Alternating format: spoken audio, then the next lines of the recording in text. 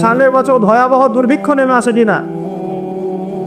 2026 সাল পর্যন্ত একটা রেড লাইন চলছে সারা বিশ্বে।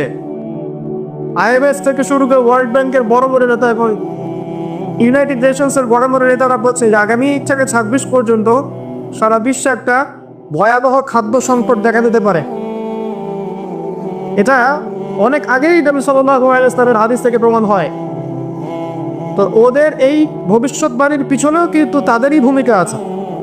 সারা বিশ্বে এই খাদ্য সংকটের পিছনে ওদেরই ভূমিকা সবচেয়ে বেশি। তারা পরিকল্পিতভাবে এই মানব জাতিকে ধ্বংসের দিকে ঠেলে দিচ্ছে। সামনে অপেক্ষা করছে নিউক্লিয়ার যুদ্ধ, পারমাণবিক যুদ্ধ। একটা সামান্য ছোট যুদ্ধ ইউক্রেন রাশিয়া, এই যুদ্ধের ফলে গ্যাসের দাম বেড়ে যায়, তেলের দাম বেড়ে যায়, সাপ্লাই আমদানি রপ্তানি বন্ধ হয়ে যায়। আর যদি এই যুদ্ধ বিভিন্ন দেশের মধ্যে ছড়িয়ে পড়ে কি হবে পৃথিবীর অবস্থা চিন্তা করেছেন? আমাদের মতো সম্পন্নত দেশ, উন্নয়নশীল দেশগুলোর কি হবে চিন্তা করেছেন? এই যে সুযোগটা পাচ্ছি আমরা, আজকে বেঁচে আছেন, দিনের কথা শুনতে পারছেন, একটু কষ্ট স্বীকার করে শোনেন। আগামী দিনে কি ভরসা, নাও তো পেতে পারে, হতে পারে না। তাহলে একটা বিষয় আপনাদেরকে আশ্বস্ত করতে চাই, দুনিয়ার অবস্থা যতই খারাপ হোক না কেন, চতুর্মুখে যত ফিতনায় আসুক না কেন, এই সমস্ত ফিতনা এবং এই দুর্যোগের ঘনঘাটের পরে ইনশাআল্লাহ তাআলা অচিরেই সারা বিশ্বে ইসলামের সূর্য উঠবে। বিশ্বাস করছেন না? আল্লাহ রাব্বুল আলামিনের ওয়াদা এটা, এবং নবী সাল্লাল্লাহু আলাইহি ওয়াসাল্লামের পবিত্র জবানের ভবিষ্যৎবাণী এটা, যে এই সভ্যতা শুরু হয়েছিল নবী দ্বারা, শেষও হবে একজন নবীর হাত। এবং পৃথিবী ধ্বংস হবে না ইনশাআল্লাহ তাআলা যতক্ষণ পর্যন্ত মুসলিমরা এই জেরকে সারা বিশ্বে ইসলামিক খেলাফা কায়েম করে, তার আগ পর্যন্ত কিয়ামত হবে না ইনশাআল্লাহ। অতএব সামনের সময়গুলো যত কঠিন হোক, তারপরে একটা সূর্যোদয় আপনারা দেখবেন ইনশাআল্লাহ। আমরা দোয়া করি আল্লাহ পাক শরীফ পর্যন্ত আমাদেরকে জীবিত রাখুন, আমিন। প্রিয় ভাইরা, একটা গুরুত্বপূর্ণ বিষয় নিয়ে কথা বলতে চাই। সেটা হলো আমরা ইমানের কথা শুনেছি, ইমানের অনেক বয়ান শুনেছি, আকীদার বয়ান শুনেছি, আমরা শিরকের বয়ান শুনেছি, বেদাতের বয়ান শুনেছি, হারাম হালালের বয়ান শুনেছি, আখিরুজ জামান বয়ান শুনেছি, আলহামদুলিল্লাহ। কিন্তু একটা বিষয় আমাদের মধ্যে খুব সমস্যা দেখা যাচ্ছে, সেটা হলো ইস্তেকামা, মানে ইসলামের উপরে, ইমানের উপরে, আমলের উপরে সুদৃঢ় থাকা কষ্টকর হচ্ছে, বুঝছে না? আমরা হয়তো নামাজ পড়ছি, আবার পা পিছলে পড়ে যাচ্ছি। আমরা হয়তো আল্লাহ রাস্তার সময় দিচ্ছি, দিনের কাজ করছি, আবার হঠাৎ পাপ করে ফেলছি। আমরা 2 দিন, 3 দিন, 4 মাস, 1 মাস খুব ভালো দিনের কাজ করছি, হঠাৎ করে আবার পা পিছলে পড়ে যাচ্ছি, স্লো হয়ে যাচ্ছি। এই যে দৃঢ়তার অভাব, ইমান, আকীদা, আমলের উপর ইস্তেকামা বা দৃঢ়তার যে অভাব, এই বিষয়টা নিয়ে আজকে ইনশাআল্লাহ তাআলা খুব সংক্ষিপ্ত পরিসরে কথা বলার চেষ্টা করবে। ওমা তাওফীকি ইল্লা বিল্লাহ আলাইহি তাওয়াক্কালতু ওয়া ইলাইহি উনীব।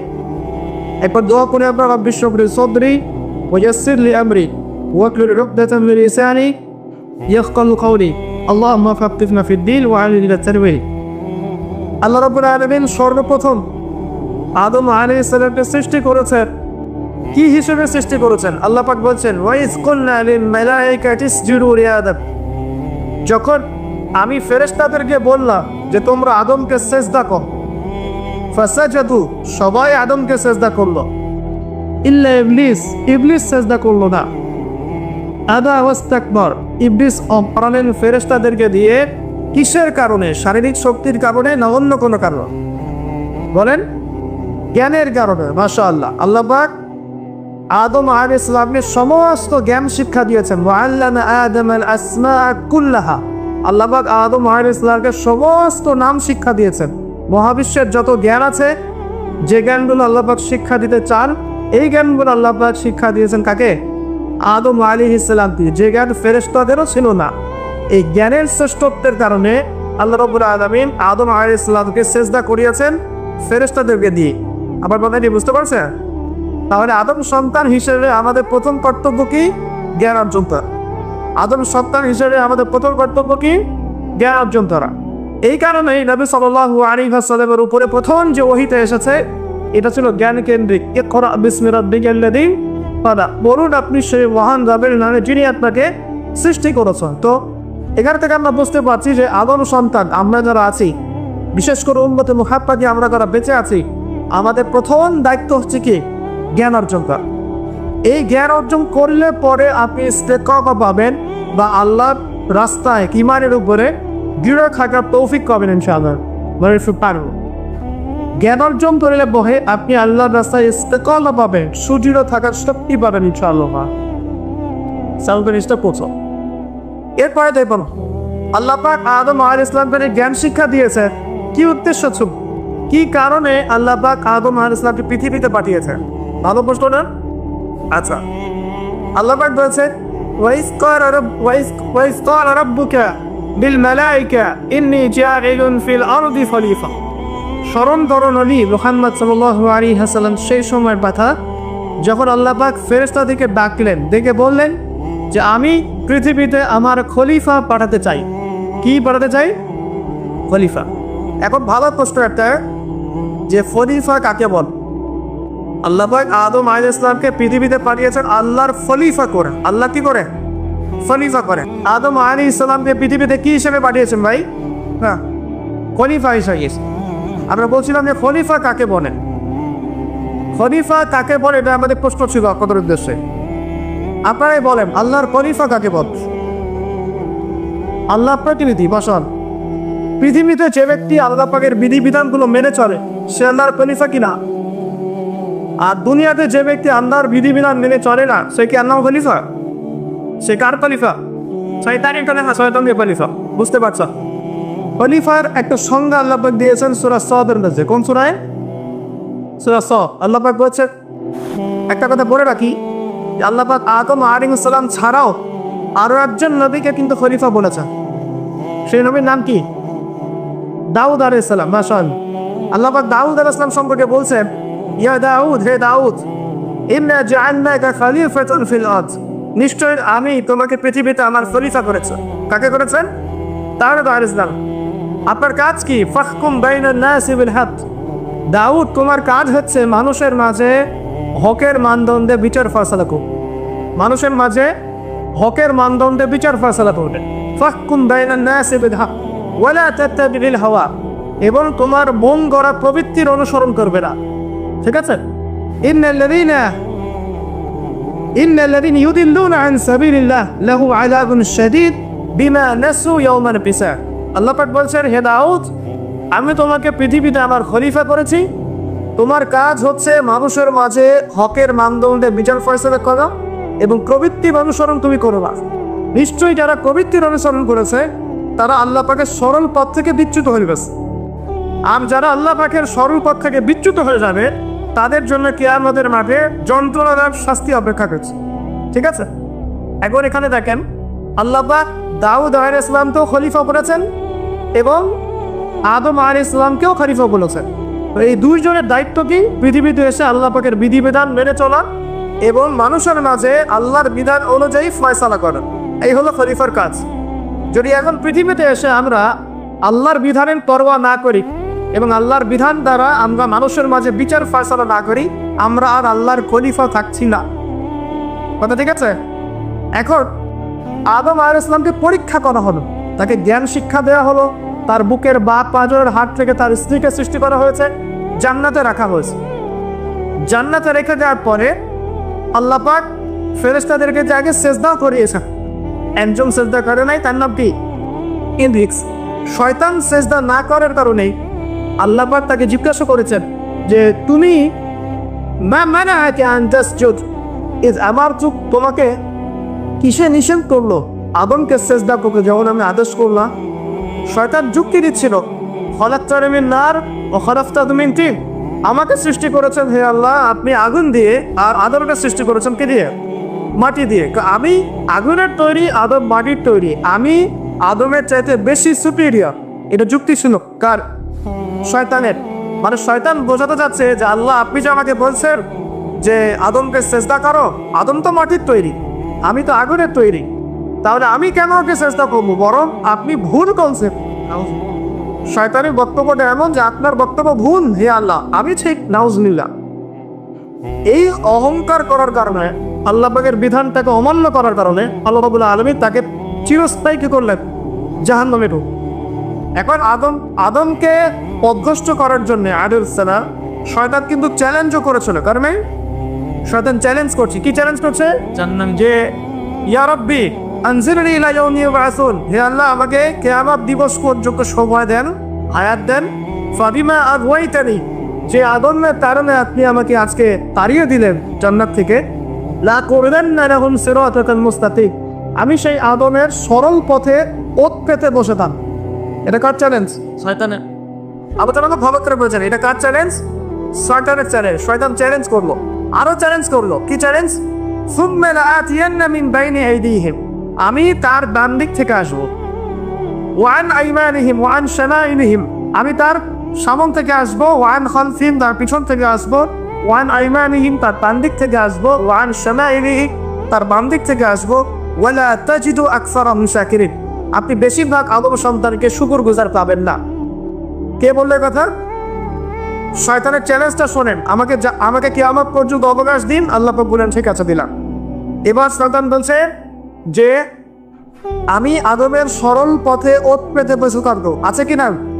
আছে।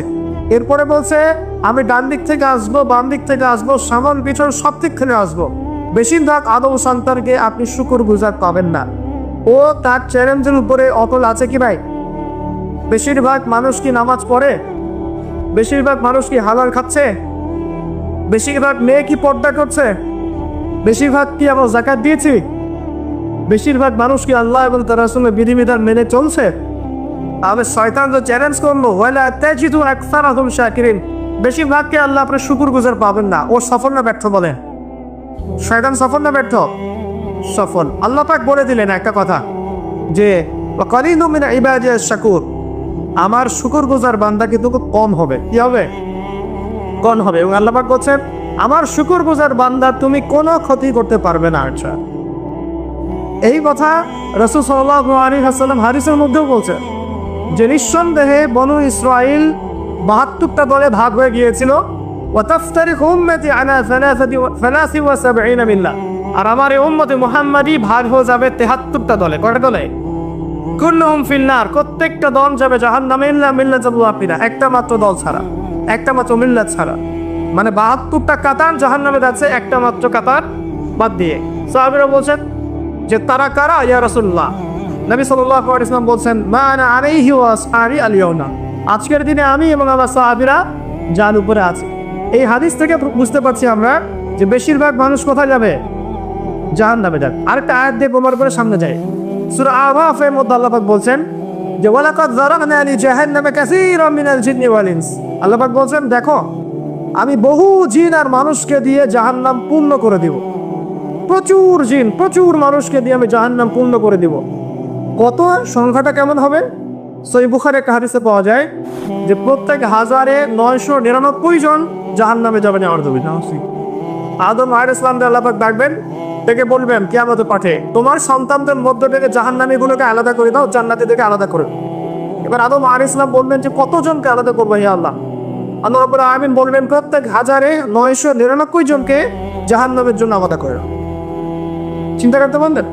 তার মানে এখানে একটা বিষয় বোঝার আছে, প্রত্যেক ১,৯৯৯ জন যে জাহান্নামে যাচ্ছে কি কারণে জানে? কোন পাপের কারণে? কে বলতে পারবে কোন পাপের কারণে জানে? মাশাআল্লাহ, শিরকের কারণে। কারণ কি? কারণ শিরক ছাড়া অন্য যে কোনো গুনাহ আল্লাহ পাক মাফ করতে পারেন না। কিন্তু শিরকের গুনাহ থেকে তওবা না করে যদি মারা যায় আল্লাহ কি মাফ করবেন? আল্লাহ পাক সূরা নিসার মধ্যে বলেছেন যে আল্লাহ পাক যে কোনো গুনাহ যাকে ইচ্ছা মাফ করতে পারেন। যে কোনো গুনাহ, আপনি চুরি করেছেন আল্লাহ চাইলে মাফ করতে পারেন, জিনা করেছেন তওবা করলে আল্লাহ পাক মাফ করতে পারেন, আপনি নামাজ পড়েন নাই তওবা করেছেন আল্লাহ চাইলে মাফ করতে পারেন, যাকাত দেন নাই মাফ করতে পারেন, আপনি সুদ খেয়েছেন মায়ের সাথে জিনা, পাপ না এটা? সুদে কপটি মায়ের সাথে জিনার পাপ না? সুদ খেয়েছেন তারপরেও তওবা করলে আল্লাহ পাক মাফ করতে পারেন। কিন্তু শিরক করেছেন, বিনা তওবায় মারা গেছেন, আমল নামে শিরকের পাপ আছে, আল্লাহ পাক মাফ করবেন না এমনটাই বলেছে। বরং আল্লাহ পাক বলছেন যে হে আদম সন্তান, তুমি যদি আমার সামনে আসমান জমিন সমান গুনাহ নিয়ে হাজির হও, মানে গুনাহ তোমার আসমান এবং জমিনের সমান হয়ে গেছে কিন্তু তোমার আমল নামায় কোনো শিরকের বাত নাই, তাহলে আমি তোমার সামনে আসমান জমিন সমান ক্ষমা নিয়ে হাজির হব। তার মানে বুঝতে পারলাম যে শিরকের পাপটা আল্লাহ পাক মাফ করছেন না, অন্য যে কোনো পাপ যাকে ইচ্ছা মাফ করতে পারে। তাহলে এই যে এতগুলো মানুষ যে জাহান্নামে যাচ্ছে, তাহলে তাদের আমল নামায় কোন পাপ থাকতে পারে? বুঝতে পারছেন এখন? তাহলে তাদের আমল নামায় নিঃসন্দেহে শিরকের পাপ আছে। তার মানে এমন একটা যুগের মানুষ বেশি জাহান্নামে যাবে যে যুগের মধ্যে শিরক দিয়ে ভর্তি। কোনদিন বুঝতে পারছেন? এটা কোন যুগ যে যুগের মধ্যে শিরক দিয়ে সব ক্ষেত্র ভর্তি? আমি আপনাকে বলি, আপনার এই ওয়ার্ল্ড অ্যাফেয়ার্স শিরক দিয়ে ভর্তি। আপনার এডুকেশনের মধ্যে, এডুকেশন সিস্টেমের মধ্যে শিরক আছে। আপনি ইকোনমিক সিস্টেম, এর মধ্যে শিরক আছে। এমনকি মুসলিমরা এখন ধর্মের মধ্যে শিরক করছে। পড়াশোনা বলেন, অর্থনীতি বলেন, জিওপলিটিক্স বলেন, সমাজ বলেন, ধর্মতাত্ত্বিক দর্শনগুলো বলেন, এগুলো এখন শিরক দিয়ে ভর্তি। কোথায় কোথায় শিরক আছে এটা ব্যাখ্যা করতে গেলে সারা রাত চলে যাবে। শুধু এতটুকু বলে দিলাম, এই বিশ্ব এখন শিরকি বিশ্ব চলছে। প্রতিটা ক্ষেত্রে আল্লাহদ্রোহিতা, প্রতিটা ক্ষেত্রে কি আল্লাহদ্রোহিতা। আল্লাহ বলেছেন সুদ খেও না, মানুষ বলছে সুদ না খেলে কি এখন চলা যায়?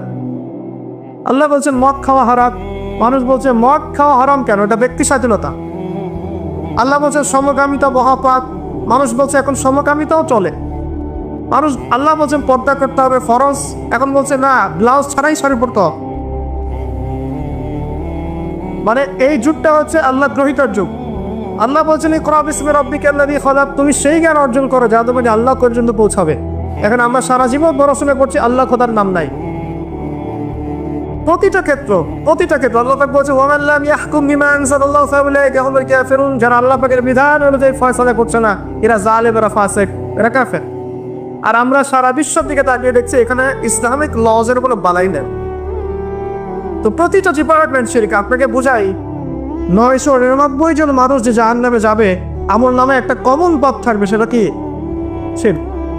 উম্মতে মুহাম্মাদী হিসাবে আমাদের করণীয় হচ্ছে প্রথমে জ্ঞান অর্জন করা। কারণ আমরা এই পৃথিবীতে সাধারণ কোনো সৃষ্টি নই, আমরা আল্লাহ পাকের খলিফা। আমরা আল্লাহর কি খলিফা। আমাদের উপর দায়িত্ব হচ্ছে আমরা আল্লাহর বিধিবিধান মেনে চলবো, অন্যকেও সেই পথে আহ্বান করবো ইনশাআল্লাহ। এটা হচ্ছে আমাদের অ্যাজ এ খলিফা আমাদের ফাংশন। আমাদেরকে আল্লাহ পাক যেখানে দায়িত্ব দিবেন সেখানেই আমরা আল্লাহ পাকের বিধানের পরোয়া করবো। আল্লাহ পাকের বিধানকে পাশ কাটিয়ে চলে যাবো না ইনশাআল্লাহ। এখন এটা বলা যতটা সহজ, করা কিন্তু খুব কঠিন, তাই না? এটা বলা সহজ, কিন্তু করা কিন্তু এতটা সহজ নয়। কিভাবে সহজ নয়? আপনি মুসলিমদের মধ্যে দেখবেন আমরা সবাই এক আল্লাহর বান্দা, একজন নবীর উম্মত, একটা কিবলা, একটা কিতাব। তারপরে যাবে আমরা শততা বিভক্ত না, এখন বিভিন্ন দল উপদল মতবাদ বিভক্ত না। উচিত ছিল আমরা ঐক্যবদ্ধ থাকবো, কিন্তু আমরা বিভক্ত। তো বলা সহজ ঐক্যের কথা, করা তো কঠিন না? কঠিন। মুসলিমদের কথা হচ্ছে যে মুসলিমরা পড়াশোনা করবে, দিনের ইলম কালাম শিখবে, শিখে মানুষকে শেখাবে এবং সমসাময়িক উপকারী জ্ঞানগুলো শিখবে। জেনারেল এবং ইসলামিক উভয় দিকে মুসলিমরা কি হবে? পারদর্শী হবে। কিন্তু বাস্তবটা কি? বাস্তবে কি আমরা দেখতে পাচ্ছি যে আমরা দুনিয়ার ফিকির যতটা বেশি করছি, দিনের জ্ঞানের ফিকির এতটা নাই। তো দেখেন, বলা সহজ, করা কিন্তু কঠিন। আমাদের উচিত ছিল যে আমরা হালাল খাবো, আমরা সুদ ঘুষ দুর্নীতির কাছে যাব না, এটা উচিত ছিল আমাদের। কিন্তু আমরা বাস্তবে কি দেখছি? ম্যাক্সিমাম মুসলিমই এখন সুদ খাচ্ছে, পাচ্ছে না? ম্যাক্সিমাম মুসলিমই দেখলে ঘুষ ছাড়া জব হচ্ছে না, দুর্নীতি করতে হচ্ছে, অন্যের সঙ্গে আত্মসাৎ করছি আমরা, এবং এগুলোকে আমরা ইসলামের অংশ বলে মনেও করছি না। মনের মধ্যে আল্লাহ পাকের ভয়ও কাজ করছে না, মনে হচ্ছে একবার হজ করে আসবো, সব গুনাহ মাফ হয়ে যাবে, তাই না? তো বলাটা কিন্তু সহজ, করাটা কি কঠিন। উচিত ছিল যে মুসলিম মহিলা যারা আছে সবাই পর্দা করবে, শালীনভাবে থাকবে। কিন্তু আপনি রাস্তাঘাটে চলাফেরা করে দেখবেন সবাই যারা রাস্তায় ঘুরছে এরা মুসলিম পরিবারের মেয়ে, তারপরেও কাপড় চোপড়ে পর্দা করে বলাই ইসলাম কে আসিয়া তো না রিয়া, কাপড় পরেও নব্য হয়ে করছে, বুঝছো না? এখন তো আমার অর্থনীতিকে প্রমোট করা হচ্ছে, এখন আবার প্রমোট করা হচ্ছে যে এভাবেই নাকি হাজার বছর ধরে আমাদের মা বোনরা নাকি কাপড় পরেছে, নাউজুবিল্লাহ। তো দেখেন, বলাটা সহজ, করাটা কঠিন। কেন? কারণ হচ্ছে ঈমান, আকীদা, সুন্নাহ, আমল, এগুলোর উপরে চলাটা যতটা সহজ, দৃঢ় থাকাটা এতটা সহজ নয়।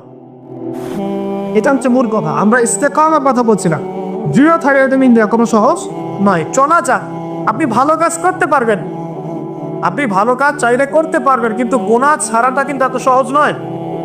আপনি নামাজ পড়তে পারবেন, অনেক নামাজ পড়তে পারবেন, তাসবিহ তাহলিল করতে পারবেন, জিকির আজকার করতে পারবেন, কিন্তু সুদ ছাড়া এত সহজ নয়। হারাম মিউজিক ছাড়া কিন্তু এত সহজ নয়। আপনার ওই যে চাকরি আপনি করছেন, যে ব্যবসা করছেন, ওখানে হারাম যেটা আছে এটা ছেড়ে দেওয়া কিন্তু এত সহজ নয়। এর জন্য কলিজা লাগে না? লাগে।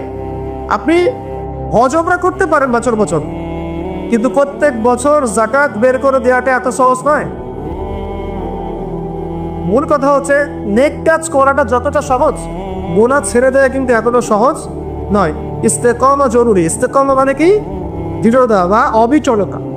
এখন আমরা আলোচনা করবো আজকে ইনশাআল্লাহ অল্প সময়ে যে কয়েকটা টিপস আমি বলবো যে কাজগুলো আমাদেরকে ইনশাআল্লাহ তাআলা আল্লাহর দ্বীনের উপরে অবিচলতা সৃষ্টি করবে ইনশাআল্লাহ। এবং কিছু কিছু কাজ আমাদেরকে বর্জন করতে হবে, যেগুলো বর্জন করলে আমরা ইস্তেকামা পাবো ইনশাআল্লাহ।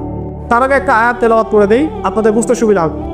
আল্লাহ রাব্বুল আলামিন সূরা হামিম সাজদার মধ্যে বলেছেন, আউযু বিল্লাহি মিনাশ শাইতানির রাজিম, আল্লাহ পাক বলেছেন ইন্নাল্লাযীনা ক্বালু রাব্বুনাল্লাহ, নিশ্চয়ই যারা বলে, যে মুসলিম মুমিনরা বলে যে আমাদের রব আল্লাহ, রব্বুল আল্লাহ, আমাদের রবকে আল্লাহ, সুম্মা ইসতাকামু, এরপর এই কথার উপরে অবিচল থাকে, যে ইস্তেকাম আমাদের রব আল্লাহ, এটা বলার পরে আল্লাহ পাকের বিধানের উপরে অবিচল থাকে, সুম্মা ইসতাকামু, তাদের কি হবে? তাতানাজ্জালু আলাইহিমুল মালায়েকা, তাদের উপরে আল্লাহর রহমতের ফেরেশতারা নেমে আসবে। রহমতের ফেরেশতা নেমে আসবেন, তাতানাজ্জালু আলাইহিম মালায়েকা, এবং তারা বলবেন আল্লাহ তাখাফু ওয়া লা তাহজানু, হে মুমিন মুসলিমরা, তোমরা দুশ্চিন্তা করো না, তোমরা ভয় করো না। নাহনু আউলিয়াউকুম ফিল হায়াতিদ দুনিয়া ওয়া ফিল আখিরাহ, আমরা যারা আল্লাহর ফেরেশতা আছি, আমরা দুনিয়া এবং আখিরাতে তোমাদের বন্ধু হয়ে গেলাম। ওয়া লাকুম ফিহা মা তাশতাহি আনফুসুকুম, সেই জান্নাতে তোমাদের জন্য আল্লাহ পাক রেখেছেন যা তোমাদের মন চাবে। ওয়া লাহুম ফিহা মা তাদউন, এবং তোমরা যা আহ্বান করবে সবকিছুই পাবে তোমরা। নুজুলাম মিন গফুরির রহিম, এটা আল্লাহ পাকের পক্ষ থেকে একটা মেহমানদারি হবে ইনশাআল্লাহ। তাহলে ইস্তেকামার ফজিলত পেয়ে গেলাম। যদি আমরা ইস্তেকামা বজায় রাখতে পারি, আল্লাহর দ্বীনের উপর অটল থাকতে পারি, তাহলে আল্লাহর রহমতের ফেরেশতারা আমাদের সাথে চলাফেরা করবে ইনশাআল্লাহ। দুনিয়াতেও তারা আমাদের সাথী হবে, মৃত্যুর পর বড় হলেও সাথী হবে ইনশাআল্লাহ। আল্লাহ পাক আমাদেরকে জান্নাত দিবেন, যে জান্নাতে আপনি যা ইচ্ছা তাই পাবেন ইনশাআল্লাহ আজ্জা ওয়া জাল। তো এটা তো বললাম, কাজটা তো কঠিন। কি কি কাজ করলে আপনি ইস্তেকামা পাবেন? এক নাম্বার, পয়েন্ট নাম্বার 1, সেটা হলো কায়েমুন বাক্যে আল্লাহ পাকের কাছে দোয়া করে, ভিক্ষা চেয়ে, দৃঢ়তা চেয়ে নিতে হবে। কায়েমুন বাক্যে আল্লাহর কাছে দোয়া করে, তওবা করে, ইস্তেগফার করে ইস্তেকামা দৃঢ়তা চাইতে হবে, দোয়া করতে হবে। এই দোয়াটার সবচেয়ে সেরা দোয়া কোনটা? যেটা আমরা নামাজে করি। কি বলি? ইহদিনাস সিরাতাল মুস্তাকিম সিরাতাল লাযীনা আন'আমতা আলাইহিম গায়রিল মাগদুবি আলাইহিম ওয়ালাদ-দাল্লিন। আল্লাহ আমাদেরকে সরল পথ প্রদর্শন করুন, একদম সোজা রাস্তা। কোন পথ? যে পথে আপনি পরিচালিত করেছেন কাদেরকে? আন'আমতা আলাইহিম, যাদের প্রতি আপনি অনুগ্রহ বর্ষণ করেছেন, মানে নবীগণ, সিদ্দিকগণ, শহীদগণ, তাদের পথ হচ্ছে সিরাতুল মুস্তাকিমের পথ। গায়রিল মাগদুবি আলাইহিম ওয়ালাদ-দাল্লিন, তাদের পথে নয় যারা গজবপ্রাপ্ত এবং পথভ্রষ্ট। তাদের পথে আমাদেরকে চালাবেন না হে আল্লাহ, যারা গজবপ্রাপ্ত এবং পথভ্রষ্ট। কারা এরা? কারা গজবপ্রাপ্ত পথভ্রষ্ট? হাদিসের মধ্যে এসেছে আল মাগদুব ওয়াদ-দাল্লিন হুমুন নাসারা, যারা মাগদুব তারা হচ্ছে আদ-দাল্লিন, যারা তারা হচ্ছে খ্রিস্টান বা নাসারা। মানে আপনি একটু বোঝেন, প্রত্যেক ফরজ নামাজে এবং নফল নামাজে, সুন্নত নামাজে আপনি আল্লাহকে বলেন যে হে আল্লাহ, আপনি আমাকে ইহুদি এবং খ্রিস্টানদের আদর্শ থেকে হেফাজত করো, আপনি বলেন, হয়তো আপনি অর্থ জানেন না। কিন্তু এই দোয়াটা করার পরেই যখন আপনি মসজিদ থেকে বের হয়ে যান, আপনার শিক্ষা জীবনী নাসারা কেন্দ্রিক, আপনার অর্থনীতি জীবনী নাসারা কেন্দ্রিক, আপনার পলিটিক্যাল লাইফ নাসারা কেন্দ্রিক, এমনকি ব্যক্তি জীবনের সংস্কৃতি সবই নাসারা কেন্দ্রিক। অথচ আপনি নামাজে বারবার বলছেন আমাকে আল্লাহ ওই পথ দিয়েন না, ওই পথ থেকে বাঁচা। এই হচ্ছে আমাদের অবস্থা। তো প্রথম ইস্তেকামা চাইতে হবে। এবং প্রত্যেক ফরজ নামাজে, নফল নামাজে, সুন্নত নামাজে আমরা আল্লাহর কাছে এই সোজা পথ চাবো এবং তার উপরে সুদৃঢ়তা আল্লাহর কাছে চেয়ে নেবো ইনশাআল্লাহ। আরেকটা দোয়া করবো ইনশাআল্লাহ সাজদায় নিয়ে, সেটা হচ্ছে নবী সাল্লাল্লাহু আলাইহি ওয়াসাল্লাম প্রায় এই দোয়াটা করতেন। কোন দোয়া? তিনি বলতেন ইয়া মুকাল্লিবাল কুলুব সাব্বিত কলবি আলা দীনিক। কি বলতেন? আমার সাথে বলেন, ইয়া মুকাল্লিবাল কুলুব সাব্বিত কলবি আলা দীনিক। আরেকটা দোয়া করতেন নবী সাল্লাল্লাহু আলাইহি ওয়াসাল্লাম, ইয়া মুসাররিফাল কুলুব সাররিফ কুলুবানা আলা তাআতিক। অর্থাৎ হে হৃদয় সমূহের পরিবর্তন করে আবর্তনকারী, আমার কলবটাকে তুমি তোমার দিনের উপর প্রতিষ্ঠিত রাখ। এই দোয়াটা বেশি বেশি করলে ইনশাআল্লাহ আল্লাহর পথে ইস্তেকামা পাওয়া যাবে ইনশাআল্লাহ। আল্লাহ পাক আমাদেরকে তৌফিক দান করুন, আমিন। এর পাশাপাশি আমরা করব তওবা এবং ইস্তেগফার। আমরা আল্লাহকে বলবো আস্তাগফিরুল্লাহ, বলেন আল্লাযী লা ইলাহা ইল্লা হুয়াল হাইয়ুল কাইয়্যুম ওয়া আতুবু ইলাইহি।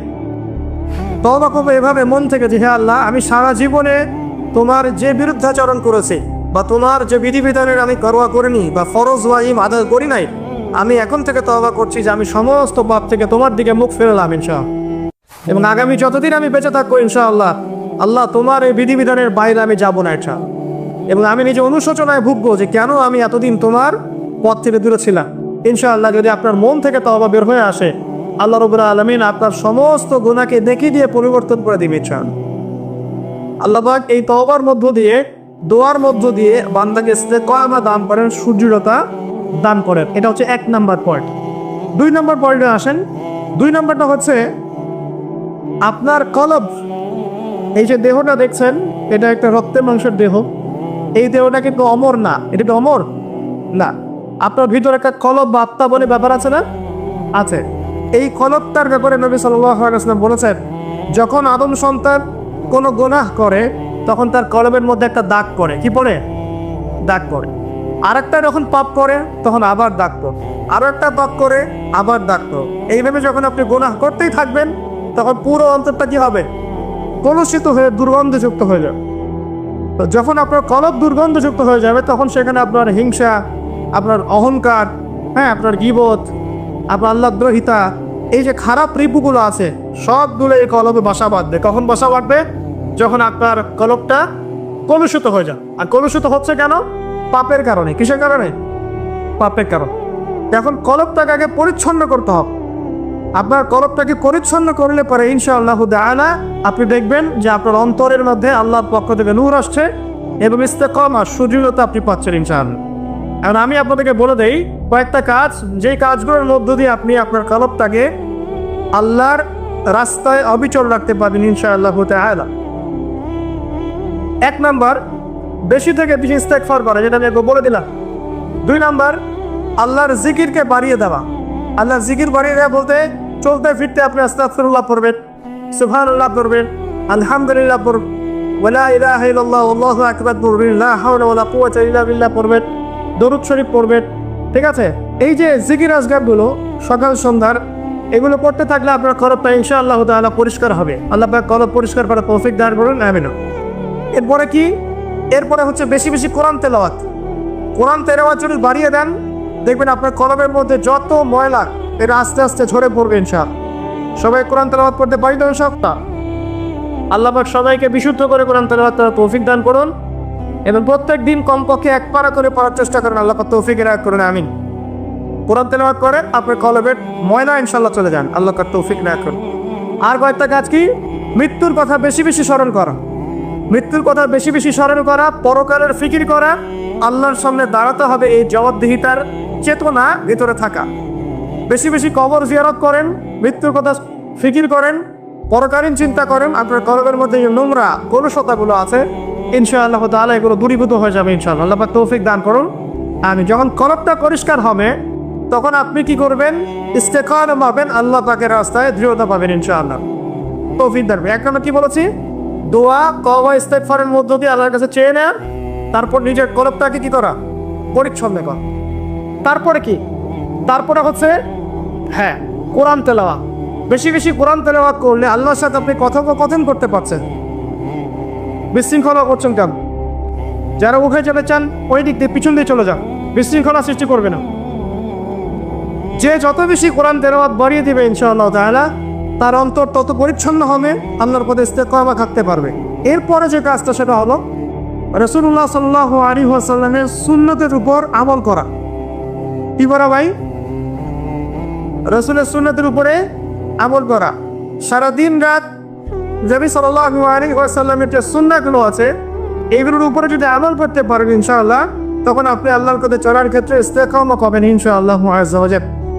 এরপরে আমর বিল মারুফ এবং নাহি আনিল মুনকারের কাজ করা, মানে দিনকে কেন্দ্র করে সৎ কাজের আদেশ করবেন অসৎ কাজে নিষেধ করবে। যতটুকু পারেন আপনাকে আল্লাহ পাক যতটুকু এলেম কালাম দিয়েছেন এটা দিয়েই আপনি সৎ কাজের আদেশ করবেন, অসৎ কাজে কি করবেন? নিষেধ করবেন। ইনশাআল্লাহ দেখবেন আপনি আল্লাহর পথে ইস্তেকামত পাচ্ছেন। আর কি? আর হচ্ছে নামাজ, 5 ওয়াক্ত নামাজ, এর মধ্য দিয়ে আপনি আল্লাহকে পাবেন। ওয়াস্তাঈনু বিস-সাবরি ওয়াস-সালাহ, আল্লাহ পাক করেছেন আল্লাহকে ডাকো এবং চাও কিভাবে? সবরের সাথে এবং সালাতের মধ্য দিয়ে। যত নামাজ বাড়িয়ে দিবেন, জামাতে পাবন্দি করবেন, নফল বাড়িয়ে দিবেন, সুন্নত বাড়িয়ে দিবেন, আল্লাহ পাক ইনশাআল্লাহ আপনাকে দ্বীনের পথে চলার ক্ষেত্রে ইস্তেকামা দান করবেন ইনশাআল্লাহ। আরেকটা বিষয় বলে সামনের দিকে যাই, সেটা হলো দ্বীনের ইলম অর্জন এবং প্রচার প্রসার। আপনি যত বেশি দ্বীনের জ্ঞান অর্জন করবেন এবং প্রচার প্রসার ঘটাবেন, ইনশাআল্লাহ তাআলা আপনার কলবের মধ্যে ইসলামের প্রতি ইস্তেকামা আসবে ইনশাআল্লাহ। এখন কয়েকটা বিষয় বলে শেষ করি যে কি কি কাজ করলে আপনি, কি কি কাজ না করলে আপনি ইস্তেকামা পাচ্ছেন। তার মধ্যে প্রথমটা হচ্ছে শিরিক না করা। যদি আপনি শিরিক করেন ইস্তেকামা পাবেন না। যদি আপনার আমলনামায় শিরকের পাপ থাকে আপনি ইস্তেকামা অর্জন করতে পারবেন না। আর আমরা বারবার বলেছি যে মুসলিমরা এখন কথায় শিরিক করছে, কাজে শিরিক করছে, এবং মুসলিমরা এখন আকীদার মধ্যেও শিরিক করছে। কথায়, কাজ এবং আকীদার শিরিকের এই ক্লাসিফিকেশনগুলো জানতে হলে কিতাবুত তাওহীদ নামে একটা বই আছে, এই বইটা পড়লে ইনশাআল্লাহ জানতে পারবেন। আল্লাহ পাক তৌফিক এনায়েত করুন, আমিন। শিরিক করা যাবে না, ইস্তেকামা পেতে হলে শিরিক করা যাবে না। তারপরে কি করা যাবে না? বেদাত। নবী সাল্লাল্লাহু আলাইহি ওয়াসাল্লামের সুন্নতের মধ্যে কোনো প্রকার বেদাতের সংযোজন ঢোকানো যাবে না। যদি বেদাতি আমল করতে থাকেন আপনি আল্লাহর পথে ইস্তেকামা পাবেন না। 2, 3 হচ্ছে হারাম রিজিক। যদি আপনি হারাম রিজিকে অভ্যস্ত থাকেন বা লিপ্ত থাকেন, এই রিজিক দিয়ে আপনার যে দেহ এবং আত্মাটা গঠিত হবে, এই দেহ আত্মা মন নিয়ে আপনি আল্লাহর পথে ইস্তেকামা পাবেন না। অতএব রিজিকের ক্ষেত্রে সচেতন হন। আল্লাহ রাব্বুল আলামিনের ওয়াস্তে সমস্ত হারাম রিজিককে ত্যাগ করে তওবা করে ফিরে আসেন। হালালে সন্তুষ্ট থাকেন, অল্পে তুষ্ট থাকেন, ইনশাআল্লাহ আল্লাহ পাক আপনার অল্প আমলকেই জান্নাতের ওসিলা বানিয়ে দিবে ইনশাআল্লাহ। 3 নম্বর বললাম হারাম রিজিক থেকে দূরে থাকেন। 4 নম্বর প্রবৃত্তির অনুসরণ না করা। প্রবৃত্তি মানে মন যা চায় তা করা। মন যা চায় তা করা যাবে না, বরং আল্লাহ এবং তার রাসূল যা বলেছেন তাই করতে হবে। এই পৃথিবীতে মানুষ হিসেবে আমরা কেউই স্বাধীন নই। আমরা এই স্বাধীনতার কথা বলি না, ব্যক্তিগতভাবে ব্যক্তি হিসেবে কোনো মানুষ স্বাধীন নয়। সবাই আল্লাহ পাকের দাসত্বের অধীনে পরাধীন। তো যখন আপনি নিজের নফসের তাবেদারি করছেন, প্রবৃত্তির অনুসরণ করছেন, তার মানে আপনি স্বাধীনতার ভাব দেখাচ্ছেন। এর মধ্য দিয়ে আপনি শয়তানের দাসত্ব করছেন। এটা আপনাকে আল্লাহর পথে ইস্তেকামা দিবে না। মূল বিষয়টা হচ্ছে আল্লাহ পাকে দাসত্ব করলে পরে আল্লাহর পথে ইস্তেকামা আসে। নফসের প্রবৃত্তির অনুসরণ করলে পরে আপনার আল্লাহর পথে ইস্তেকামা আসবে না। প্রবৃত্তি বলছে নামাজ পড়ার দরকার নাই, আজান হচ্ছে শুয়ে থাকে। প্রবৃত্তি বলছে যে মাপে একটু কম দিলে কোনো সমস্যা নাই। আপনার প্রবৃত্তি বলছে সবাই তো সুদ খায়, আমি খেলে কি সমস্যা। আর প্রবৃত্তি বলছে যে ওই সম্পদ এতটুকু নেওয়াই যায়, আত্মসাৎ করাই যায়। ঠিক আছে, এই যে প্রবৃত্তির কথাগুলো, প্রবৃত্তি বলছে পর্দা করার দরকার নেই, ফ্যাশন করে চলবো। প্রবৃত্তি বলছে আমরা টিকটক করি। প্রবৃত্তি বলছে আমরা ফ্রি মিক্সিং করি। হ্যাঁ, আমাকে যে বয়ফ্রেন্ড গার্লফ্রেন্ডের সাথে ঘুরে বেড়াই, প্রবৃত্তি বলছে এগুলো। তো প্রবৃত্তির অনুসরণ করলে পরে আপনি আল্লাহর পথে ইস্তেকামা পাবেন না। এইটা ডিপেন্ড করে কার চাওয়া কত প্রগাঢ়, এর উপর ডিপেন্ড করে। যে যত বেশি জোর খাটিয়ে আল্লাহর কাছে চাইতে পারবে, আল্লাহ পাক তাকে তত বেশি দিবে ইনশাআল্লাহ। আপনি দিবেন, এটা 100% ফিক্স করে রাখেন ইনশাআল্লাহ। আল্লাহ পাক আমাদের সবাইকে পরিপূর্ণ মুসলিম হওয়ার তৌফিক এনায়েত করুন। প্রিয় ভাইরা, যেখানে ছিলাম, আইয়ামে জাহিলিয়াতে এমন শিরক ছিল 1 নাম্বার। 2, আইয়ামে জাহিলিয়াতে ঠিক এমনই সুদ ছিল। আমাদের সমাজে সুদ আছে না, এরকম সুদভিত্তিক অর্থনৈতিক সিস্টেম ছিল আইয়ামে জাহিলিয়াতের মধ্যে। 3 নাম্বার ছিল মাদক। আমাদের সমাজে মাদক আছে না, মাদকের ছড়াছড়ি নাই। এখনকার যুব সমাজে 3টা বড় প্রবলেম। কয়টা? 3টা। একটা হচ্ছে পর্নোগ্রাফি। একটা কি? পর্নোগ্রাফি। অলমোস্ট এভরিবডি, সবাই পর্নোগ্রাফিতে আসক্ত, অলমোস্ট এভরিবডি। 2 নাম্বার হচ্ছে মাদক। এই যে মাদকের সাথে সবাই না হলেও সমাজের একটা বড় অংশের যুব সমাজ কিন্তু আসক্ত হয়ে আছে। 3 নাম্বার হচ্ছে ফ্রি মিক্সিং, মানে নারী পুরুষের অবাধ মেলামেশা। এই সমস্যাগুলো যুব সমাজ আজকে গ্রাস করে খাচ্ছে। এরপরে আরও কিছু প্রবলেম আছে, যেমন বেকারত্ব, হতাশা, জীবনের উদ্দেশ্য থেকে বিচ্যুত হয়ে যাওয়া, পারিবারিক চাপ, হ্যাঁ, মিউজিক, তারপরে বন্ধুদের, খারাপ বন্ধুদের পাল্লায় পড়া, সঙ্গদোষ, কিশোর গ্যাং, এরকম কিছু প্রবলেমস আছে। তবে যুবকদের সমস্ত প্রবলেমস সলভ করার জন্য আপনারা অনেক ট্র্যাক দেখাতে পারেন। আমি আমার জায়গা থেকে মাত্র 2টা সলিউশন দেবো। কয়টা ভাই? এই 2টার উপর আমল করেন, 40 দিন আমল করবেন। কয়দিন? প্রেসক্রিপশন করছি, মাত্র 40 দিন। যদি 40 দিন আমল করার পরে যুব সমাজ এখান থেকে বের না হতে পারে, তারপরে আমার সাথে যোগাযোগ করেন, আমার কথা বলেন যে ভাই আপনার কথা কাজ হয় নাই, এটা বলে দেখে না। লক্ষ লক্ষ যুবকের জীবন এভাবে চেঞ্জ হয়েছে, লক্ষ লক্ষ, একটা দুটা না। ইনশাল্লাহ আপনারটাও হবে। এটা লক্ষ লক্ষ যুবকের জীবন পরিবর্তন হয়েছে এবং এমন এমন জায়গায় গিয়ে এই কথাগুলো পড়ছে, আমিও জানি না কোথায় গিয়ে কথাগুলো পড়ছে। যেমন আজকে যে এয়ারে আসছিলাম, বাংলাদেশের একটা বড় কোম্পানির একজন এমডি আমারই হয়তো পাশে বসেছিল, আমি চিনতে পারি নাই, সে আমাকে চিনেছে। নামার সময় আমাকে বলছে যে আপনি আমার কার্ডটা রাখেন, কোনো একদিন হয়তো আমি আপনার কাজে আসতে পারি। তা আমি তার কার্ডটা রেখে দিয়েছি। তিনি বলছেন যে আপনার লেকচার শুনে আমি 3টা কাজ করেছি। 1, হজ ফরজ হয়েছিল আমার উপর, হজ করেছি। 2, আমি বড় একটা সুদী কোম্পানির মধ্যে ছিলাম, আমি সুদের সমস্ত সম্পদ দান করে দিয়েছি। সুদ তো ছেড়ে দিয়েছি, সুদের সমস্ত সম্পদও দান করে দিয়েছি। আর 3 নাম্বার, নামাজে গাফেল ছিলাম, নামাজ ধরেছি। তো আমি কিন্তু তাকে চিনিও না এবং তিনি কত বড় কোন কোম্পানির এমডি তাও জানি না। এরকম নিঃসন্দেহে এই কথাগুলো লক্ষ লক্ষ কোটি কোটি মানুষের কলিজার মধ্যে আসার করবে ইনশাআল্লাহ তাআলা। আমি জাস্ট 2টা সলিউশন বলবো, অনেক বেশি কথা বলবো না। প্রিয় যুবক ভাই, আপনার সলিউশন এই বেকারত্ব, মাদক, মেয়ের প্রতি আসক্তি, হতাশা, চাকরি না পাওয়া, এই যে ব্যাপারগুলো, পারিবারিক চাপ, তারপরে আপনি মাঝে মাঝে হয়তো একটু এগ্রেসিভলি একটু গুন্ডাগার্দি করছেন, নাউজুবিল্লাহ, এই যে প্রবলেমসগুলা, এগুলো সলভ আপনাকে 2টো জিনিস করবে। 1, আপনি জাস্ট 5টা ওয়াক্ত নামাজ জামাতে পড়ার চেষ্টা করেন। একটা 5 ওয়াক্ত মানে 5 ওয়াক্তই, মানে আপনাকে ফজরে উঠতে হবে, এসব নামাজও পড়তে হবে। ফজরে উঠতে হলে যদি আপনাকে সারা রাত জেগে থাকতে হয় তাহলে জেগে থাকবেন, যদি আর্লি ঘুমাতে হয় তাহলে আর্লি ঘুমাবেন। 2টা সলিউশন। মানে এখন তো অনেকেই রাত চলে যায় 3টা, 3:30, 4টা পর্যন্ত জেগে থাকে, কারণ এখন তো দিন রাত হয়ে গেছে, রাত দিন হয়ে গেছে, তাই না? এটা ক্ষেত্র বিশেষে জায়েজ হতে পারে, কিন্তু সবসময় এটা করা যাবে না। যেমন রমজান মাস, দেখা যায় রাতের বেলা অনেকে ইবাদত করে না, একবারে ফজরের নামাজ পড়ে হয়তো জিকির আজকার তেলাওয়াত করে মানুষ ঘুমায়, এটা আলাদা বিষয়, কিন্তু সারা জীবন তো এই কাজটা করা যাবে না। যাবে তো আর্লি ঘুমানোর চেষ্টা করা ভালো। যদি না পারেন, যদি আপনার রাত জাগতেই হয়, তাহলে ফজরের নামাজটা পড়ে অ্যাটলিস্ট ঘুমাবেন, ঠিক আছে? 1 নাম্বার, 5 ওয়াক্ত নামাজ জামাতে। যদি জামাত না পান, বাসায় যদি জামাত না পান, তাহলে পরবর্তীতে কাউকে নিয়ে জামাত করে নেবেন। একবারই পান নাই, ঘুমিয়েছিলেন, কোনো সফরও ছিলেন ইত্যাদি, আপনি একা হলেও পড়ে নেবেন। 5 ওয়াক্ত নামাজ ছাড়বেন না, ওয়াদা করেন আজকে 5 ওয়াক্ত নামাজ কেউ ছাড়বেন না, ওয়াদা করেন। আল্লাহ পাক কবুল করুন, বলি আমিন। এই নামাজ, ইন্না সালাতা তানহা আনিল ফাহশাই ওয়াল মুনকার, আল্লাহ পাক নিজে বলেছেন এই নামাজ সমস্ত পাপের কাছ থেকে তোমাকে দূরে রাখবে ইনশাআল্লাহ। ইনশাআল্লাহ। আর একটা কথা মনে রাখবেন, যে নবীর শান শওকত নিয়ে আমরা আলোচনা করেছি এবং করতে যাচ্ছি। রাসূলুল্লাহ সাল্লাল্লাহু আলাইহি ওয়াসাল্লাম মুমূর্ষ অবস্থায়, একদম মুমূর্ষ অবস্থায় উম্মতের জন্য যে নসিহতগুলো করেছেন, তার মধ্যে একটা হচ্ছে আসসালাত ওয়া মা মালাকাত আইমানুকুম, নামাজের ব্যাপারে যত্নবান হয়েও এবং তোমাদের অধীনস্থদের ব্যাপারে যত্নবান হয়েও। এই 2টা কথা। শেষ ওয়ার্ড মানুষ কি বলতে পারে? আপনার বাবা যখন ইন্তেকাল করেছেন, হয়তো শেষ কথা বলেছেন তোর মাকে দেখিস, ঠিক আছে, তোর বোনদেরকে দেখিস, বাবা আমার এই বিষয়গুলো আমি ছেড়ে গেলাম, তুই দেখিস। আচ্ছা, আছে না এমন? মা অনেকে চলে গেছে, মা শেষে বলেছে বাবা ছোট বোনটাকে দেখিস। আপনি লাস্ট কথাকে কত বেশি গুরুত্ব দিয়েছেন?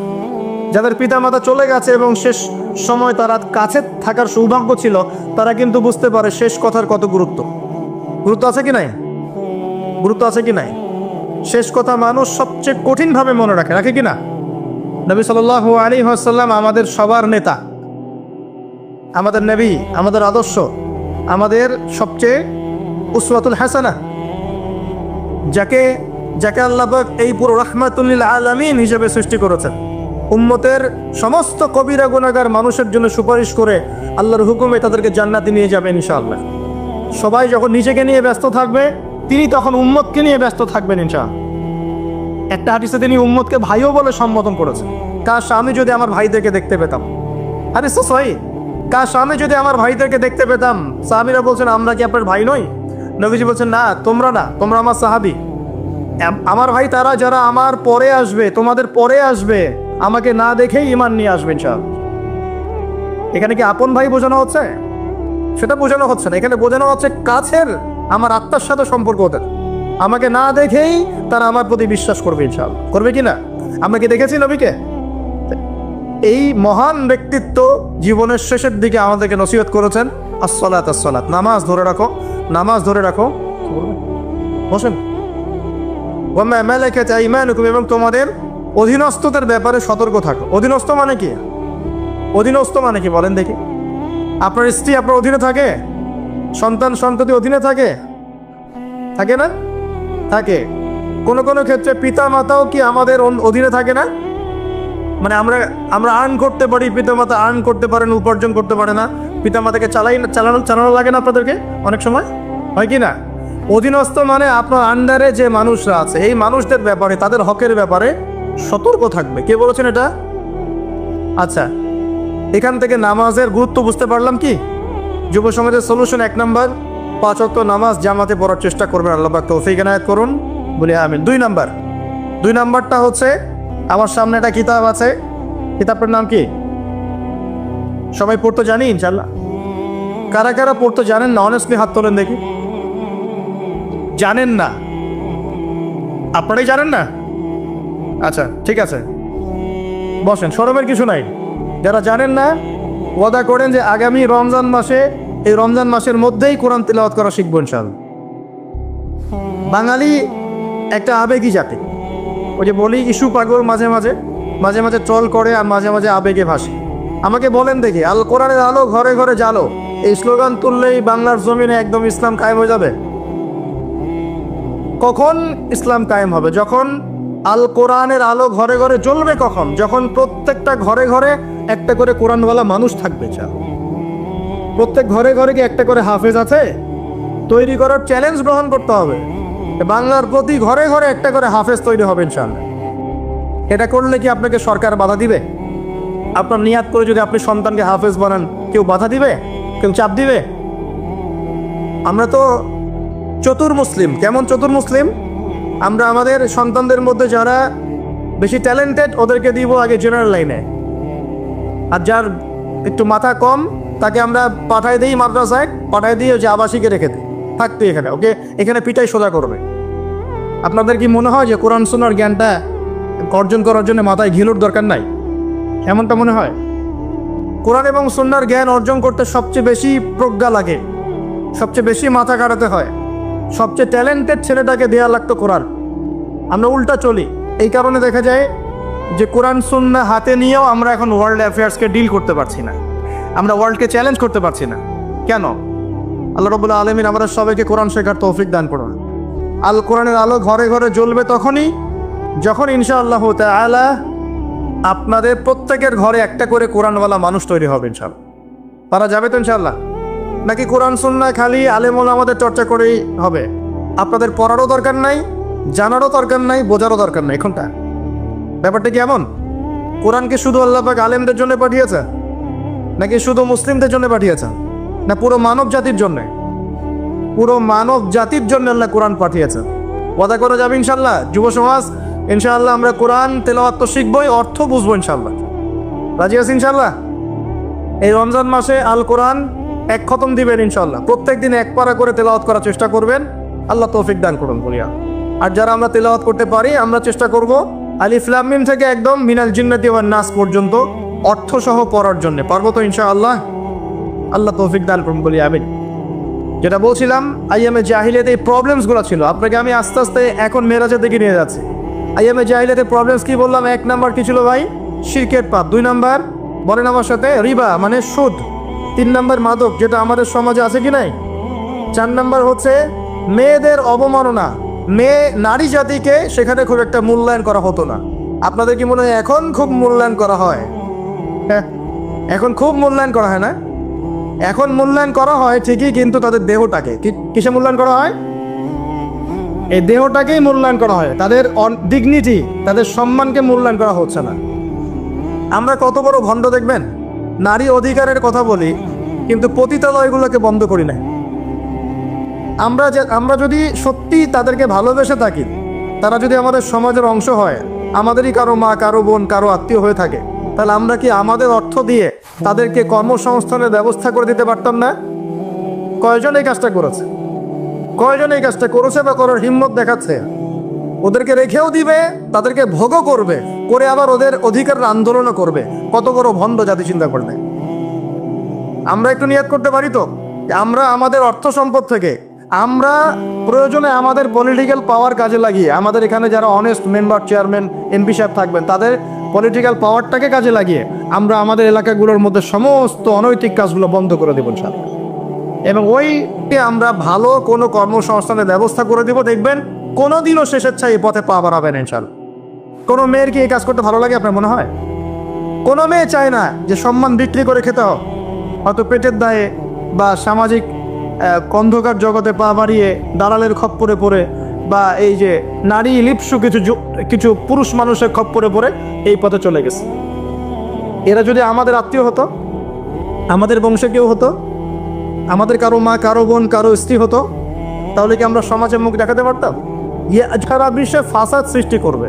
সূরা কাহফ পড়ে দেখেন, সারা পৃথিবীতে ফাসাদ, ফিতনা ছড়াই দিবে। এরা কি সারা পৃথিবীতে ফিতনা ছড়াই দেয় নাই? আমি কিন্তু বলছি না যে এরাই এদের মধ্যে পাওয়া যায়। বিশ্বের প্রত্যেকটা জায়গায় ফাসাদ সৃষ্টি করা দিছে। কখন কোন দেশকে কোন দেশের সাথে লাগাই দেওয়া যাবে, কার মধ্যে ফিকশন লাগে অস্ত্র বিক্রি করা যাবে, কোথায় কোন খনি আছে দখল করা যাবে, কোথায় কোন মুসলিম আছে ওদেরকে বোম্বিং করা যাবে, কোথায় কারাগারে নিয়ে মুসলিমদেরকে টর্চার করা যাবে, শান্তিপূর্ণ মুসলিম কান্ট্রির মধ্যে কেমন করে জঙ্গি ইস্যু তৈরি করা যায়, সারাদিন এই ফিকির করে বেড়া খাক মাথার মধ্যে। এখন সবকিছু বাদ দিয়ে এখন শিক্ষাক্ষেত্রেও মাথা ঢুকানোর চেষ্টা করছেন। তো এখন দেখেন আমরা কি পথের দাসত্ব করব? আমাদের সামনে কোরআন সুন্নাহ নাই। আমরা যদি আমাদের মেধা, আমাদের ঐক্য, আমাদের সম্পদকে কাজে লাগাতে পারি, ওরা আমাদের দাসত্ব করবে ইনশাআল্লাহ। আপনাদের কি মনে হয় এগুলো শুধু স্লোগান দিচ্ছে? 1150 বছর, 1200 বছর এই বিশ্বটাকে মুসলিমরা শাসন করেছে। ইতিহাস পড়ে দেখেন না একটু। রাসূল সাল্লাল্লাহু আলাইহি ওয়াসাল্লামের নবুয়ত থেকে নিয়ে, এই মক্কা বিজয় থেকে নিয়ে প্রায় 1100-1200 বছর এই বিশ্বটাকে শাসন করেছে মুসলিমরা। এই ইতিহাসগুলো মুসলিম যুবকদেরকে কারা শিখাবে, কারা বলবে, কে মনে করে দিবে? বিগত 100 বছরে আজকে আমাদের এই অবস্থা হয়েছে। কেন হয়েছে? এই যে বললাম, আমরা তাওহীদ থেকে সরে আসছি, সুন্নত থেকে সরে আসছি, আমরা এখন মাদকের পিছনে ছুটছি, আমরা নামাজ ছেড়ে দিয়েছি, কোরআন ছেড়ে দিয়েছি। এই যে দেখেন কতজন মানুষ হাত তুললো যে কোরআন পড়তে পারে না। অথচ সাহাবীদের যুগে মনে হয় মশাল নিয়ে একজনকে খুঁজে পাওয়া যাবে না যে কোরআন পড়তে পারে না। ওই যে আপনার আন্দালুসিয়ার একটা ঘটনা আছে, বাদশাহ মেয়ের বিয়ে দিবে, এখন সবাইকে বলেছে যে আমি মেয়ের বিয়ে দিব, ছেলে খুঁজতেছি। এখন আমি চাই যে একজন হাফেজে কোরআন ছেলের সাথে আমার মেয়ের বিয়ে দিব। যাদের ঘরে হাফেজে কোরআন ছেলে আছে সবাই রাত্রেবেলা মশাল জ্বালাবো, একটা করে মশাল জ্বালিয়ে রাখবো। এখন বাচ্চা রাতের বেলা গভীর রাতে এই টাওয়ারের উপর উঠেছে, উঠে দেখে তার রাজ্যের প্রতিটা বাসায় মশাল জ্বলছে। মানে সবাই কোরআনে হাফেজ। পরের দিন শর্ত দিল যে সবাই তো কোরআনে হাফেজ, এখন আমি কার সাথে আমার মেয়ের বিয়ে দেবো? কোরআনের মুফাসসির যারা তার সাথে দেব। পরের দিন যখন উনি টাওয়ারে উঠেছেন, দেখেন যে সব ঘরে মশাল জ্বলছে। এখন সবাই কোরআনে তাফসীর করতে যায়। তারপর দিন আরো কঠিন শর্ত দিয়েছে যে হাদিসের উপর গবেষণা কারা করেছে, হাদিস বেত্তা কারা, এবার কোরআন হাফেজ, তাফসীর এবং হাদিস জানে কারা। এবার দেখা গেছে অর্ধেক আলো জ্বলতেছে ঘরের, পুরো দেশের অর্ধেক আলো জ্বলতেছে। এইভাবে প্রায় 8-10টা ধাপে ধাপে তিনি জামাই সিলেক্ট করেছেন। জামাই পেতে এত কষ্ট, সবাই ভালো মানুষ, এর মধ্যে ভালো কোথায় খুঁজে বের করব? তো দেখেন আমরা যে ইসলাম থেকে সরে আসছি, এই কারণে আজকে বিগত 100 বছরে আমাদের এই অবস্থা হয়েছে। আল্লাহ পাক আমাকে এবং আপনাদের সবাইকে 5 ওয়াক্ত নামাজি বানায় দেন, দোয়া করি। এই নবীর সুন্নতের পাবন বানিয়ে দেন, পরিপূর্ণ ইসলাম পালনের তৌফিক দান করেন, এবং পরিস্থিতি বুঝে ইসলামকে নিয়ে মধ্যম পন্থা এগিয়ে যাওয়ার তৌফিক দান করেন, এবং শৈথিল্যতাবাদীও হবেন না, চরম পন্থাও যাবেন না। এই দুটো পথই খারাপ। এগ্রেসিভলি কিছু করে কোনো লাভ নেই। আর আপোষে একটা কান্ট্রির মধ্যে, রাষ্ট্রের মধ্যে আপোষে মারামারি কাটাকাটি করে কোনো ফায়দা নেই, বরং উম্মার ঐক্যটা নষ্ট হয়ে যান। বরং সবার জন্য শুভ কামনা রাখবেন, সবাইকে সবার জন্য দোয়া করবেন। কারো যদি ভুল হয় সেটাকে গঠনমূলকভাবে মন থেকে মহব্বত নিয়ে ধরায় দেওয়ার চেষ্টা করতে হবে। আল্লাহ রাব্বুল আলামিন আমাদের সবার মধ্যে ঐক্য দান করুন, বলি আমিন। এইরকম সমস্যায় জর্জরিত সমাজে আরেকটা প্রবলেম ছিল গোত্রীয় হানাহানি। 5টা প্রবলেম হচ্ছে: 1 শিরক, 2 নাম্বার মাদক, 3 নাম্বার সুদ, 4 নাম্বার মেয়েদের অবমাননা, আর 5 নাম্বার হচ্ছে আপনার গোত্রীয় হানাহানি, মানে মারামারি কাটাকাটি করতো তারা। এই প্রবলেমসগুলো কি এখনকার যুগে নাই? এখনকার বিশ্বে নাই? আচ্ছা, এরকম একটা সমাজে আমাদের নবীকে আল্লাহ পাক নবী করে পাঠালেন, বলেন সুবহানাল্লাহ। এখন ওই সমাজে থেকেও কি নবীজি পাপের সাথে যুক্ত হয়েছিলেন? তিনি এইরকম পাপে নিমজ্জিত সমাজে থেকেও কোনো পাপের সাথে যুক্ত হন নাই। এবার নবী সাল্লাল্লাহু আলাইহি ওয়াসাল্লাম প্রথম ওহী প্রাপ্ত হলেন সূরা আলাকের প্রথম 5টা আয়াত। আল্লাহ পাক বলছেন, ইকরা বিসমি রাব্বিকাল্লাযী খালাক, পড়ুন আপনার রবের নামে যিনি আপনাকে সৃষ্টি করেছেন। নবীজি ওহী প্রাপ্ত হয়ে বাসায় ফিরে আসলেন। বাসায় এসে খাদিজা রাদিয়াল্লাহু আনহাকে বললেন, এই ঘটনা ঘটেছে, গুহার মধ্যে ফেরেশতা একজন এসেছিলেন, আমাকে জোরে চিপে ধরেছেন, ছেড়ে দিয়েছেন, ছেড়ে বলেছেন ইকরা, আপনি পড়ুন। আমি বলেছি মা আনা বিকারি, আমি তো পড়তে জানি না। আবার চিপে ধরেছে, আবার ছেড়ে দিয়েছে, বলছে পড়ুন। নবীজি বলছেন মা আনা বিকারি, আমি তো পড়তে জানি না। আমাদের নবীজি কিন্তু পড়তে জানতেন না। আবারও বলছেন ইকরা, পড়ুন। নবীজি বলছেন মা আনা বিকারি, আমি তো পড়তে জানি না। চতুর্থবার তিনি বলছেন ইকরা বিসমি রাব্বিকাল্লাযী খালাক খালাকাল ইনসানা মিন আলাক ইকরা ওয়া রাব্বুকাল আকরাম আল্লাযী আল্লামা বিল কলম আল্লামাল ইনসানা মা লাম ইয়ালাম। এবার খাদিজা রাদিয়াল্লাহু আনহা তিনি মুসলিম হয়েছেন, তার চাচাতো ভাই ওয়ারাকা বিন নাফেলের কাছে নিয়ে গেছেন। তিনি বলেছেন যে হ্যাঁ, তোমার কাছে যে এসেছিল তার নাম নামুস, মানে জিবরাইল আলাইহিস সালাম, তুমি নবুয়ত পেয়েছো, এখন তোমার এলাকার মানুষ তোমাকে বের করে দিবে।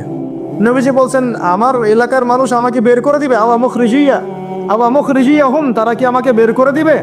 তখন নবীজিকে বলা হচ্ছে হ্যাঁ, এর আগে যার কাছে এই ওহী এসেছে তাকেই তার কম বের করে দিয়েছে।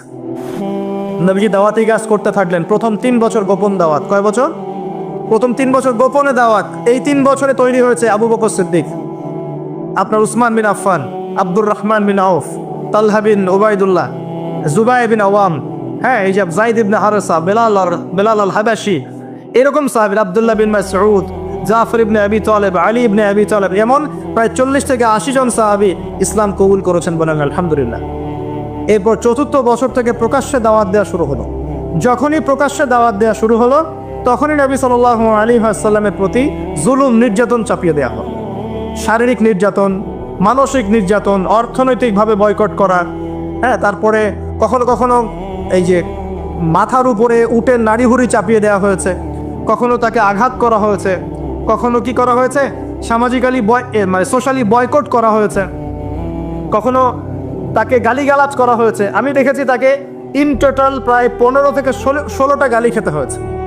আমাদের নবীজিকে, যার সামনেও কোনো গোনা নাই, পিছনেও কোনো গোনা নাই, এই ব্যক্তিকে জীবনে প্রায় 15 থেকে 16টা গালি খেতে হয়েছে। মানুষ তাকে বলেছে কাযযাব, মিথ্যাবাদী, মহামিথ্যাবাদী, সাহের, জাদুকর, ফারিকুল জামাআ, ঐক্য বিনষ্টকারী, হ্যাঁ, মজনুন, পাগল, জিনগ্রস্ত ইত্যাদি মানুষ তাকে এসব কথা বলেছে। আমাদের নবীজিকে মানুষ এই কথা বলেছে। এখন আমাদের সমাজে একটা প্রচলন ঘটেছে, সে খারাপ না হলে কি মানুষ এমনি খারাপ বলে? এরকম আছে না? খারাপ না হলে কি এমনি জুলুম আসে? এরকম বিশ্বাস আমাদের মধ্যে আছে। আমাদের নবীজিকে হকের উপর থাকার পরেও জীবনে প্রায় 15 থেকে 16টা গালি খেতে হয়েছে। তারপরে আমি স্টাডি করে দেখেছি, তাকে জীবনে প্রায় 14 থেকে 15 বার মানুষ হত্যা করার চেষ্টা করেছে। কতবার? 14 থেকে 15 বার। এমনকি মক্কা বিজয়ের দিন যখন তিনি কাবা ঘর তাওয়াফ করছিলেন, ওই সময় একজন ব্যক্তির ভিতরে ছুরি নিয়ে এসে তাকে মারার চেষ্টা করেছে। কি বলবেন? এখন নবী সাল্লাল্লাহু আলাইহি ওয়াসাল্লামের চেয়ে ভদ্র কোনো মানুষ আছেন? নম্র হিতাকাঙ্ক্ষী কোনো মানুষ আছে? উত্তম চরিত্রের কেউ আছে? তাহলে তার জীবনে এমন কেন হয়? উত্তর, যখন আপনি পরিপূর্ণ হকের উপর থাকবেন, তখন আপনাকে চতুর্দিক থেকে বাধা পেতে হবে। আপনার পরিবার থেকে বাধা আসবে, আপনার বন্ধু মহল থেকে বাধা আসবে, আপনার কোনো সময় দেখা যাবে স্ত্রী শত্রু হয়ে যাচ্ছে, সন্তান শত্রু হয়ে যাচ্ছে, হ্যাঁ, সমাজে আপনি চলতে যাচ্ছেন, সমাজের মানুষ আপনাকে সেভাবে গ্রহণ করছে না, আপনি আনসোশাল হয়ে যাচ্ছেন, অনেক সমস্যা হতে পারে। তবে এরপরেও কি হক ছেড়ে দেওয়া যাবে? আল্লাহ পাক সবাইকে হকের উপর থাকতে তৌফিক দান হোক। এখন এইভাবে চলতে চলতে এক পর্যায়ে নির্যাতনের মাত্রা এত বেশি হলো যে সাহাবীরা নবীর কাছে এসে বলছেন, ইয়া রাসূলুল্লাহ, তাদের প্রতি বদদোয়া করেন যাতে আল্লাহ তাদেরকে ধ্বংস করে দেন। তখন নবীজি বলছেন, দেখো, তোমরা খুব তাড়াহুড়া করছো, আমি তোমাদেরকে জানিয়ে দিচ্ছি, আল্লাহ পাক এই দিন ইসলামকে মাশরিক মাগরিব পর্যন্ত পৌঁছে দিবেন। এমনকি একটা কাঁচা ঘর, একটা পাকা ঘর বাদ থাকবে না যেখানে আল্লাহ পাক লা ইলাহা ইল্লাল্লাহ কালিমা ঢুকিয়ে দেবেন না। কিন্তু তোমরা খুব তাড়াহুড়া করছো, তখন তিনি সাহাবীদেরকে বললেন, তোমরা আবিসিনিয়ায় হিজরত করো। কোন জায়গা ভাই? আবিসিনিয়ায় কোন দিকে এখন? এই যে ইথিওপিয়া নাম শুনে, ইথিওপিয়া, ইরিত্রিয়া নাম শুনেছেন? এই জায়গা ছিল আগে আবিসিনিয়া। সেখানে একজন বাদশা ছিলেন, তার নাম বাদশা নাজাশি। কি নাম? বাদশা নাজাশি। এবং তিনি কিন্তু খ্রিস্টান ছিলেন। এই সমকামীদের মতো খ্রিস্টান ছিলেন না, যারা ঈসা আলাইহিস সালামকে আল্লাহর সন্তান বলে এইরকম খ্রিস্টান ছিলেন না। তিনি একজন সৎ খ্রিস্টান ছিলেন। নবীজি নিজে বলেছেন যে বাদশা নাজাশির দরবারে তোমরা যাও, সেখানে কোনো মানুষ জুলুমের শিকার হয় না। আছে নবী স্টেটমেন্ট দিচ্ছেন তার সম্পর্কে। এমনকি এই ব্যক্তি যখন মারা গেছেন, তখন আমাদের নবী তার গায়েবানা জানাজার নামাজও পড়িয়েছেন। চিন্তা করতে পারেন, ওইখানে জাফর রাদিয়াল্লাহু আনহু সাহাবীদেরকে নিয়ে হিজরত করেছেন এবং তারা সেখানে থাকতে লাগলেন, তাদের কোনো ক্ষতি হয়নি। এরপর নবী সাল্লাল্লাহু আলাইহি ওয়াসাল্লাম তায়েফে গিয়েছেন। কোথায়? তায়েফ। তায়েফে 3 জন বড় বড় গোত্র নেতা ছিল। কয়জন ভাই? এগুলো শিখে নেন ক্লাসের মতো। একজনের নাম ছিল আব্দে ইয়ালাইল। কি নাম? আব্দে ইয়ালাইল। একজনের আব্দে মাসউদ, আর একজনের নাম হচ্ছে হাবিব বিন আমর। এই 3 জন বড় বড় গোত্র নেতা ছিল।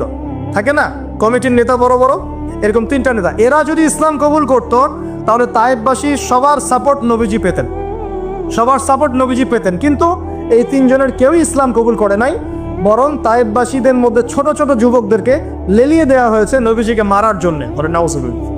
তারা নির্মমভাবে আমাদের নবীকে আঘাত করেছে, পাথর দিয়ে আঘাত করেছে, এবং দাড়ি মাথা ফেটে এই দিক দিয়ে রক্ত পড়তে পড়তে পায়ের জুতা পর্যন্ত আটকে গিয়েছিল আমাদের নবীর।